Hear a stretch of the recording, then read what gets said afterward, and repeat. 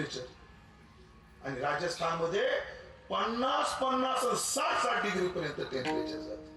पण एवढं ऊन सहन करतो आणि केवळ कोणा करता? तुमच्या आमच्या करता, या भारत माते करता करतो. त्या शूराला उंच स्थावर ठिकाणी स्थळ आहे. एक शूर सांगतो आणि पुढे जातो. फिरंगोजी नरसाळा एक नाव. चाकण मध्ये संग्राम किल्ल्याचं नाव आहे ना मला. संग्रामावरच काहीतरी किल्ल्याचं नाव आहे. चाकण मध्ये किल्ला आहे. भोईकोट किल्ला छोटा किल्ला आहे. हा औरंगजेबचा मामा होता, शाहिस्ता खान. बरं त्याला लय नाच, गाण्याचा, नाचण्याचा, टिंबचा. ते काय करायचा? भाच्याला म्हणायचं, अरे भांजे खतम होईतान खा, तू पैसे पाठवायचा, मामा काहीतरी करीन म्हणून. होता मामा पण काही कामाचा नव्हता. महाराज शिवाजी महाराजांनी येऊन त्याची बोट तोडली तरी काही नाही. त्या औरंगजेब मामूजा. आता ते हिंदी येते पण तुम्हाला कळणार नाही, मी मराठीत बोलायला लागलोय. तसे तुम्हाला हिंदी कळायला जड जाईल थोडस, बाकी काही त्याला कीर्तन करायची जात नव्हतं, चिमटीच सापडायचे मामूजा. एवढा पैसा जातो, एवढा वेळ जातो, काहीतरी पुरुषार्थ दाखवा. मग आपल्या भाच्याला खुश करण्याकरता त्या शाहिस्त्यानं काय केलं? 12,000 सैन्य घेतलं आणि जवळचा चाकणचा किल्ला, म्हणजे शनिवारवाड्याच्या बाजूला लाल किल्ला शाहिस्त्या राहत होता, तिथून कुठे गेला? चाकणला गेला. तिथं फिरंगोजी नरसाळा होता. फिरंगोजी नरसाळा त्या किल्ल्याचा किल्लेदार संग्रामगड. आणि 56 दिवस त्यानं किल्लाच गोठू दिला नाही. किती दिवस? 8 माणसं होते, 200, 12 ते 12,000. पण त्या फिरंगोजीला बिलकुल नाही. मग ह्या 200 लोकांचं खायचं काय व्हायचं? ते रात्रीची यायचे, ह्याच्यात धान्य कोठारातलं न्यायचे, खायचे आणि दिवसभर झोपून राहायचे. हो, पाया किती पातळ कारस्थानी असतात बघा, इथंच्या सोडून. मग त्या शाहिस्त्याची एक होती बेगम, ती म्हणजे असा तो सापडत नाही, तुम्ही एक करा म्हणे, खाऊन भुयार खोदा. असा तर तुमचा मारा होत नाही, भुयार खोदा. तिनं भुयार खोदायचा सल्ला दिला आणि ते भुयार खोदत बुर्जापर्यंत नेलं आतून, आणि तिथं दारुगोळा लावून बुर्ज उडवला. आणि मग 56व्या दिवशी तो किल्ला गेला. फिरंगोजी नरसाळा खाली तोंड करून शिवाजी महाराजाकडे गेला. शिवाजी महाराज त्याला वाटलं आता राजे बोलतील किल्ला कसा गेला. शिवाजी महाराजांनी फिरंगोजी नरसाळाला कडकडून मिठी मारली आणि सोन्याचं कड देऊन सत्कार केला.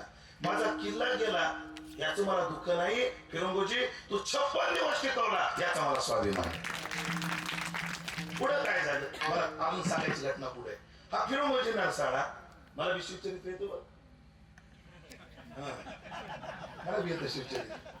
पुढे या फिरंगोजी नरसाळाला दक्कन भागात एका किल्ल्याचं किल्लेदार केलं. आणि सावतरायच्या कारस्थानामुळे संभाजीराजे फितूर झाले, म्हणजे मुस्लिमाकडे गेले. आणि बघा त्या आदिलशहानं काय केलं? बापाचेच किल्ले घेण्याकरता पोरा लावलं. तेव्हापासून मामा भाच्यात, चुलता पुतण्यात, बाप लेकात, सासऱ्या जावयात काड्या करायची सवय तेव्हापासून. हे किल्ले आणून दिले. फिरंगोजी नरसाळा त्या किल्ल्याचा किल्लेदार आहे. खाली संभाजीराजे गेलेले आणि निरोप पाठवला. काय निरोप पाठवला? एक तर युद्ध करा, नाहीतर किल्ला खाली करा. पण फिरंगोजीला वाटलं आपले राजे, त्यांनी काय केलं? किल्ला युद्ध न करता दिला.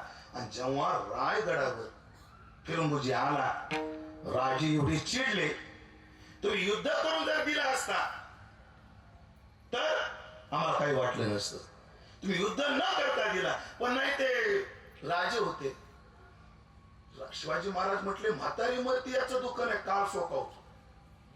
जर आज तुम्ही युद्ध न करता किल्ला दिला, उद्या दुसऱ्या किल्ल्याकडे गेले तर तुमचा परिपाठ पडल की फिरंगोजीने युद्ध न करता राजकुमाराला किल्ला दिला. ही वहिवाट मला पाडायची नाही. चिडले होते आणि सांगितलं उद्या सकाळी सूर्योदयाला फिरंगोजीला तोफाच्या तोंडावर देऊन टाका. कुठं? तोफाच्या तोंडावर फिरंगोजीला देऊन टाका असं फरमान काढलं. सगळे त्या दिवशी पूर्ण गड नाराज होता. एवढा मोठा शूर एवढ्या चुकी करता, पण राजाला कोणी बोलायचं? एवढी कठोर शिक्षा का? पण ऐकलं का? ज्याला काही करायचंय ना त्याला कठोर व्हावं लागतं. भावनेत अडकून चालत नाही, चालत नाही, कठोर व्हावं लागतं. गेले आणि संध्याकाळी राणीसाहेब गेल्या शिवाजी महाराजांकडे, सोयराबाई गेल्या.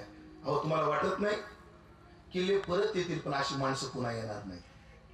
आणि अशी माणसं असली ना राजे, असे किल्ले कितीतरी मिळवता येतील. तुम्हाला नाही वाटत आजचा निर्णय थोडा कठोर झालाय? सोयराबाई कोणाला म्हणतात? शिवाजीराजांना म्हणतात. शिवाजीराजे म्हटले आता तुम्ही शिकवणार का आम्हाला राजकारण? खाली मान घालून सोयराबाई निघून गेल्या. शिवाजी महाराज रात्रभर विचार करत होते. सकाळी तोफेच्या तोंडावर फिरंगोजीला बांधण्यात आलं. सूर्योदय होण्याची वाट पाहत होते.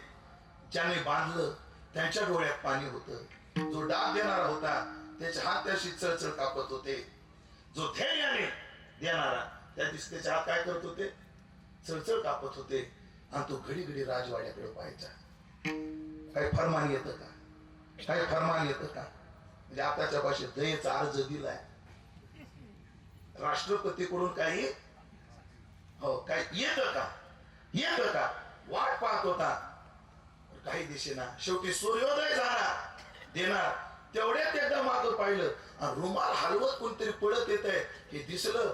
तो थांबला, न्याळून पाहिलं, स्वतः राजे होते. राजे पळत आले, पण थांबा थांबा थांबा. तोफेवर देणारा तो सेवक थांबला आणि इथं येऊन फिरंगोजीला सोडलं, खाली उतरवलं. कडकडून मिठी फिरंगोजीला मारली. फिरंगोजी फार कठोर निर्णय घेतला ना, मी नाराज आहेस माझ्यावर? नाही राहायचं. तुम्ही सोडलं ना मायबाप, हे तुमचं मोठेपण आहे. पण या फिरंगोजीला तोफेच्या तोंडावर जरी दिलं असतं तर मारताना फिरंगोजी जय भवानी आणि जय शिवाजी म्हणून जीव सोडला. ही माणसं छत्रपती शिवाजीच्या महाराजांच्या हृदयात बसली. हा उंच ठाव मिळाला हे सहन केलं म्हणून. पण सहन करावं लागतं. आपल्या शौर्याचा परिचय द्यावा लागतो. शौर्याचा परिचय द्यावा लागतो. पण त्या शूरासारखं धट व्हा. आणि ऐकलं का? कोणी शूराची गणती करू नये. बंकड संस्थेत उदाहरण सांगतो, वेळ संपली माझी.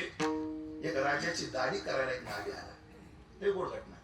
दाढी करायला आणि दाढी करता करता न्हाव्याचा वस्तारा राजाला लागला.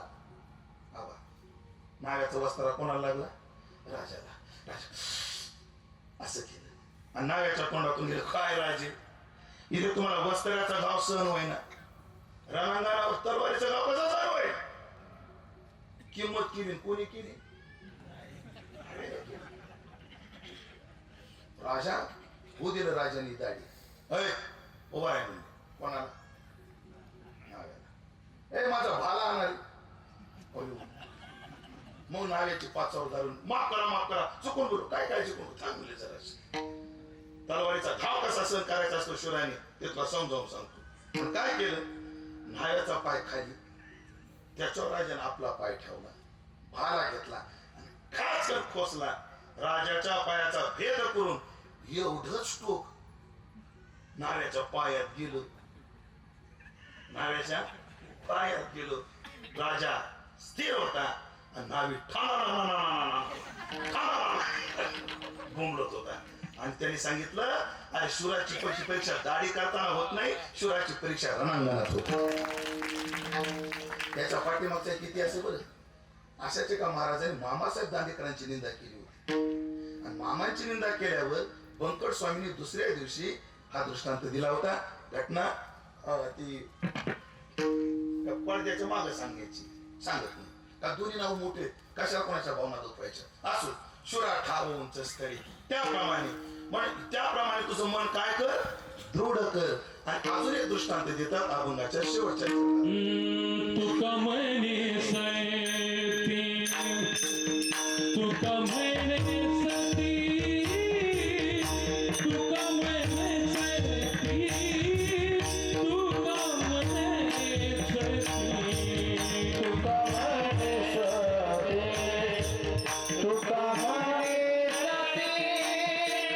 म्हणे सती, तुका म्हणे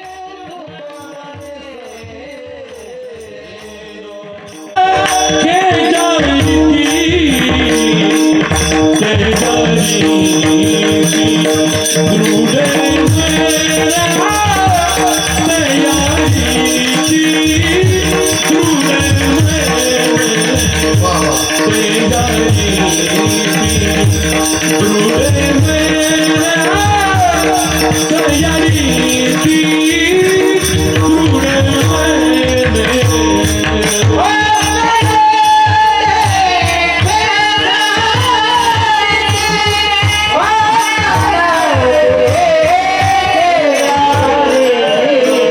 तेवढी सती सांगतो आणि थांबतो.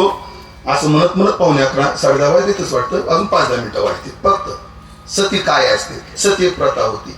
शंकराची पत्नी सती, तिने पती करता अग्निदिव्य घेतलं म्हणून जी स्त्री आपल्या पती करता अग्निदिव्य घेते तिला सती प्रथा म्हणण्याची पद्धत आहे. ती आतापर्यंत होती.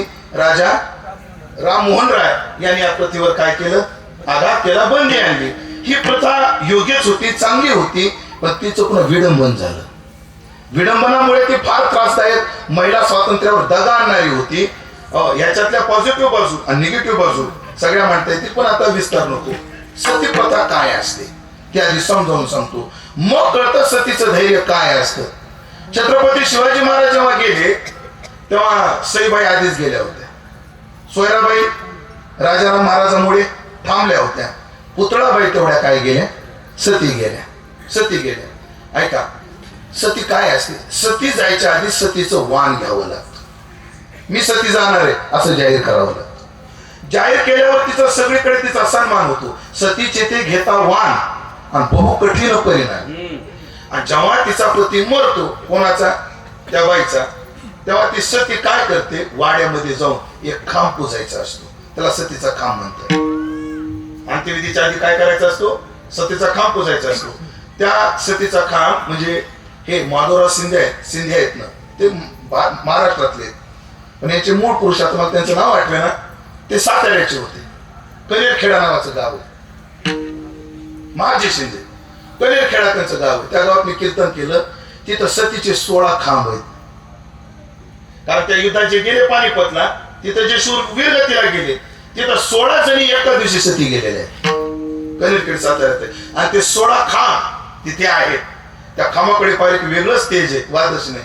हे नारायणागबरी करतात ना, त्याला जी चिन्ह लागतात की तिथं काय पाहिजे? शंकराचं स्थान पाहिजे, मोठं तीर्थ पाहिजे, आणि महास्मशान पाहिजे, सतीचं स्मशान पाहिजे. त्र्यंबक सतीचं स्मशान आहे. सती गेलेल्या स्त्रिया तिथे आहेत म्हणून ते स्मशान धरलं जातं त्या गणतीमध्ये. मग त्या खांबाची पूजा करायची असते ब्राह्मणाकडून. ऐका, आता खांबाची आरती करताना ताटात नाही, हातामध्ये कापूर टाकला जातो. आणि कापूर हातात घेऊन तो खांब ओवाळायचा आणि जळता कापूर घेऊन चितेपर्यंत त्या बाईने नवऱ्याच्या पुढे जायचं.